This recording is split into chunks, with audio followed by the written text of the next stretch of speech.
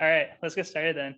So this is kind of going to be like a step-by-step on how to do a systematic review, looking at like the highest yield concepts, kind of making it as simple as possible, just so that people who've never really done one before, or like maybe are in the middle of one and don't know where to go next, will have a better idea of how to complete their systematic review. So I'm gonna go over some key steps, some like very broad steps that are like quite important. The first is to like obviously find a PI and a second reviewer, because all systematic reviews need two people who are independently reviewing all of the studies for inclusion or exclusion. The second step would be to publish your study method on the Prospero registry. Has everyone heard of the Prospero registry? Okay, good. People are shaking their heads. So like, I'm glad I'm enlightening you to the Prospero registry. So this is pretty much where everyone publishes their methodology for their systematic reviews. And it also kind of serves as a way of kind of claiming that topic. So third step, asking a med librarian to help you optimize your search. This is like extremely crucial, and everyone doing a systematic review affiliated with UBC will do this step, and you should too. It's very important.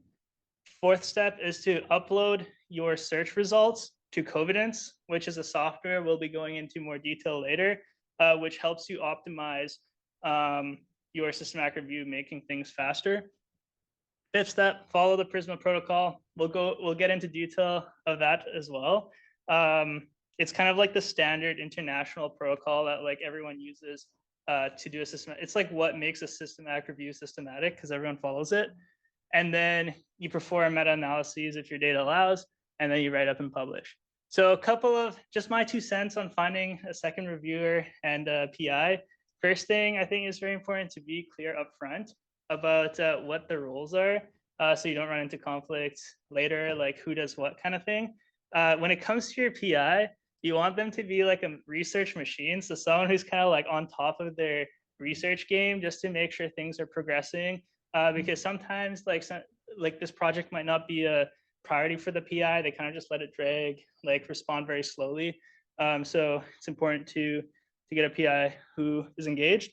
And then the second thing is, if you want it to be something that could be used for a reference, you want to make sure that you kind of get someone who would be willing to, or like who you think would be willing to give you like a good reference down the road.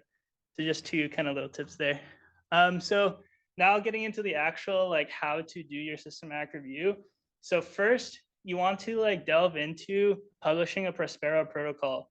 So the Prospero protocol is very important for 3 reasons that I've kind of broadly put here. First is it helps you like kind of claim the study, because people who are doing systematic reviews will search Prospero to see what's being done currently. Second is because everyone puts their Prospero number in their manuscript. It kind of brings legitimacy to your publication when you actually like write up your manuscript. And third, it'll like help you get sorted out about all the pieces that you need for your systematic review before you actually get into it. And then you don't go on realizing, oh, I should have done this, I should have done that. So just some details about Prospero. It's a bunch of questions that you're gonna fill in. I'm just highlighting a few here, just because I think I can like kind of give some tips for these. It's important to kind of come up with your inclusion and exclusion criteria. Like that's kind of what's going to be how you're including studies based off of it. Like you make this up front, everyone agrees on it, and then you include and exclude studies based off these inclusion and exclusion criteria. And Prospero makes you do that. So there's like inclusion and exclusion with regards to participants, or like the population that you're studying, the intervention or the exposure, and then the types of studies as well. I mean, it also goes through like, it kind of goes through like PICO. Like, I don't know if you remember PICO from like that research course in first and second year, but like you just do like inclusion exclusion for PICO. Also risk of bias. Who here has heard of risk of bias? No, excellent. I'm glad I brought it up again too then. So risk of bias is also something that every single systematic review needs to have included. It makes your systematic review like legitimate.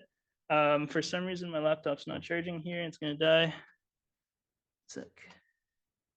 Okay, there we go. So you need to kind of come up with how biased all the studies are, and there's kind of like a systematic way to do this, and I'll walk you through further now, actually. So risk of bias, you make this little table. It's like a nice little picture. It has like the studies, it has like the domain in which bias could exist, and then for each of the studies, you kind of say, is it biased or not? And then you can make a pretty little picture like this and put it at the back of your manuscript for people to see. So there's like a few tools for judging risk of bias. I mean, there's a lot of them actually, and I've heard from this this fellow who did a master's in public health. He told me there's no real like gold standard risk of bias tool. So I just kind of listed two here that I've seen were more popular, I guess. The first is the Cochrane risk of bias tool. Cochrane's kind of like the gold standard for systematic reviews. But there's also this other one called JBI critical appraisal tool. That's the one that I've been using for my studies. And pretty much like I put like a little like paste image there. Actually, I should be pointing there. And pretty much based on the methodology of the study, you fill in questions for each of the studies. So for example, this is like the questions for a cohort study. There's kind of each of those like, what is it, like 11 questions there. You click yes or no based on the questions. And then ultimately those yes or no translates to the picture that you can throw into your systematic review. Just to get the readers to know how much bias there exists in the literature that you're including. Okay, so Prospero, good thing to do. It'll get you sorted. It's kind of like the safety net. Like if you do your Prospero, that means you're gonna be like ready to go. So definitely the first step I I think of when I do a systematic review. Okay, so asking a med librarian for search help. So here's just one example of a search that you do in like, say PubMed or something like that. Yeah, that's like one example of one search. It's quite complex.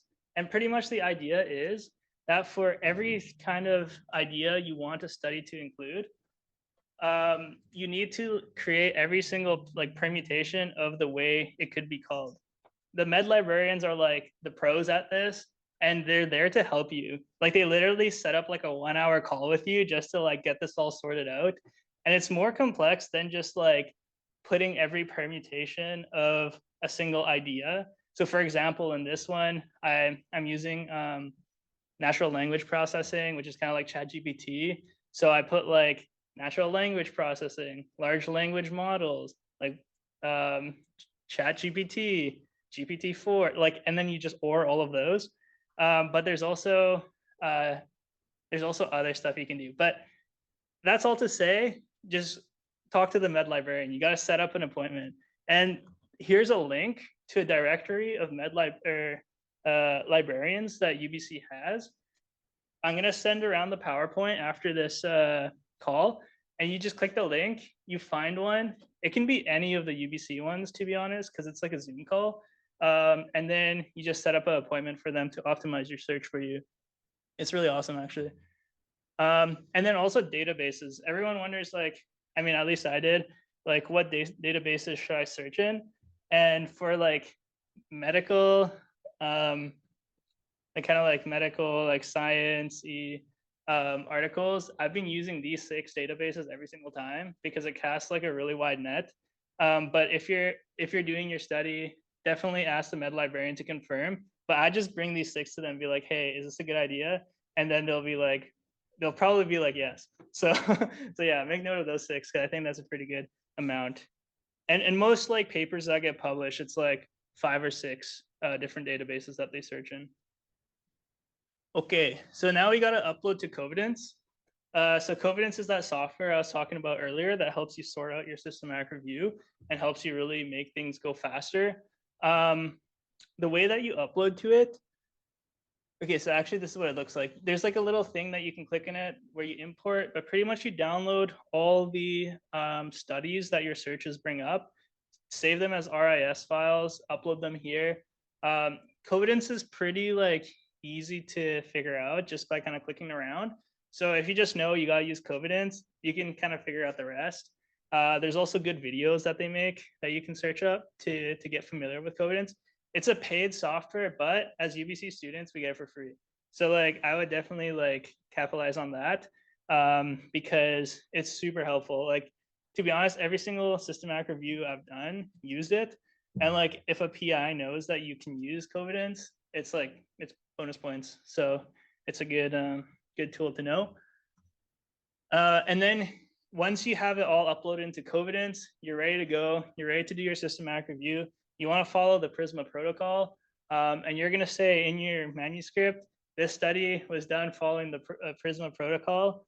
It's kind of, you can look at the website, which is the first link up there, and you can also look at that specific checkbox. Sorry, what do you call it? You call it like a checklist of like things you got to do to follow the Prisma protocol. And I'm just gonna do like a very broad overview of what it is. To be honest, I don't know all those items. I just do this when I'm about to show you every single time. I think it's sufficient. But pretty much Prisma is this graph. Like or this picture. I don't know if you guys have seen this picture before, but it's kind of like a flow chart showing like where you searched, how many you found. But yeah, and if you look at the first box and then the one to the right, it shows that Covidence excluded duplicates. So that's super helpful too. Like that function is so good because like if you weren't using something like that, you'd have to exclude duplicates by hand, like through Excel or whatever, which is like a pain in the butt. Okay, and then for the Prisma protocol, you need two independent reviewers. So that'd be like you and then maybe like another med student or resident or undergrad or whatever, and then someone who's a tiebreaker. So if you vote, we should include it, and your second reviewer votes, we should exclude it, then it like goes down this pathway to the third person who kind of breaks the tie and picks if it's included or not. Okay, so here's the steps for the Prisma protocol. So uploading Covidence, we already talked about that. Thumbs up. Okay, now it's title abstract review. That's like the first thing you do once it's all uploaded. You review the titles and abstract only. So this is what it's going to look like in Covidence. It shows you the title and it shows you the abstract of the study. And you just click no or yes for if you think it should be included. It's very intuitive. It's very nice. And for this, you only look at the title and the abstract because you're going to have like 600 studies that you're trying to screen. So if you're like looking into the full text for like 600 studies, it's going to take forever. So just look at the title and the abstract. It's like appropriate to make a call based off of that. And then the next step is to do a full text review. So just like how the name sounds, it's the exact same thing as the other thing where it says like yes or no. You click yes to include or no to exclude, but this time it's based on the entire text. So that way, like a lot of people kind of are more conservative with their yeses and nos in the title abstract. So if they think potentially it could be something we include, you just click yes so that you go into the full text and then you review it later. And here's where you do like a real deep dive to see if it's included or not. Thumbs up. So, and then the last kind of like step here is to do a reference review. So this is where all the studies that get included by full text review, you look at their references, and if any of those reference like papers that they cite are not something captured in your search, and that can be a pain in the butt because you have to see which you've included and then the new ones. Then you also do this whole process again, but just for those reference studies. And then you do data extraction. So this is pretty much where you extract data out of each of the studies that you're gonna put together like in a spreadsheet so that you can like kind of put it all together into your manuscript, bundle it all up. So this is kind of what data extraction looks like in Covidence. You have your paper that you're looking at, and this is why Prospero is so good, because it like tells you need to make an extraction template. So before you even go into this, you define what variables you want to extract. And one tip for that is like only extract things you know you want in the study for sure. Like don't be putting like everything to extract because then it takes forever to extract. And I had a study where we were extracting like 40 like variables for each paper, and it was just like it was so much work because it wasn't like a focused extraction template. So yeah, so just you see a paper, you see like all the variables that you're trying to extract. You make the extraction template in Covance as well. Pretty intuitive process. There's videos on it if you are having troubles. All right, so now you got all those done. Then, if your data allows, you perform a meta-analysis. I'm not going to get into like a lot of detail because meta-analyses are complex, like in terms of like how to do them. But just like a general overview, the forest plot, you guys saw it in your first and second years, like that stats course. It's pretty much just aggregating. You haven't, or I don't know, maybe you haven't yet.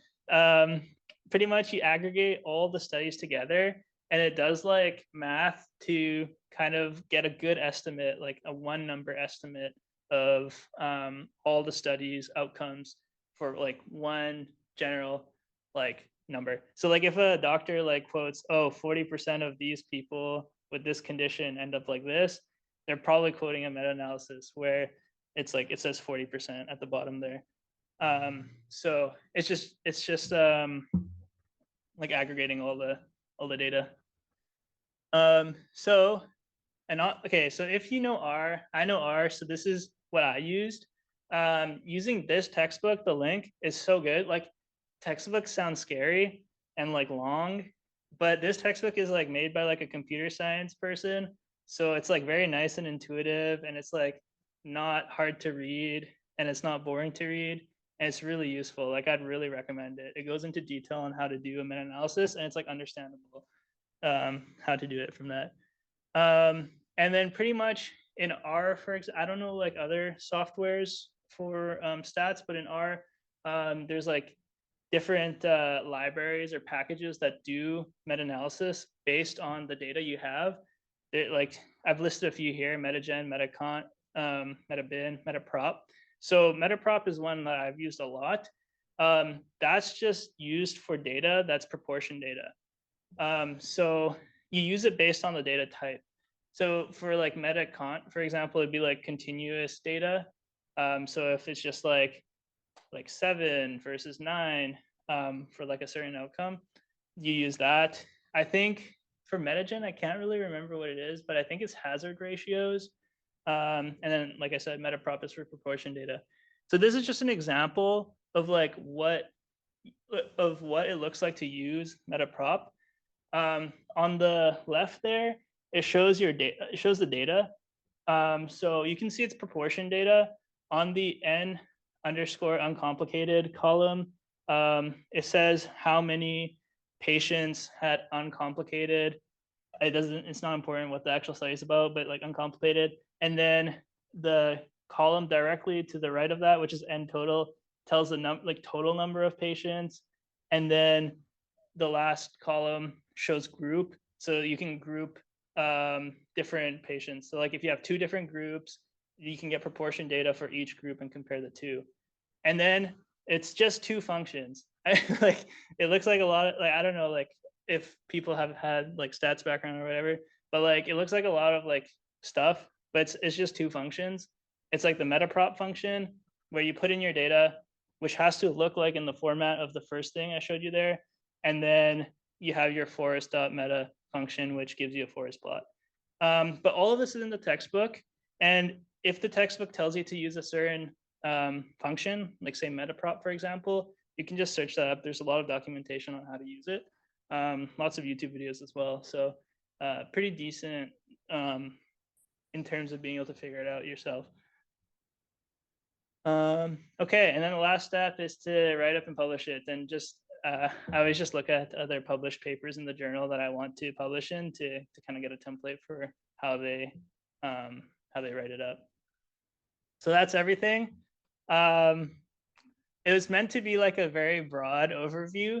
I think like if you just know these 7 steps, or like not even know them, just know you have to do these, then you can like pretty much do any system hack review.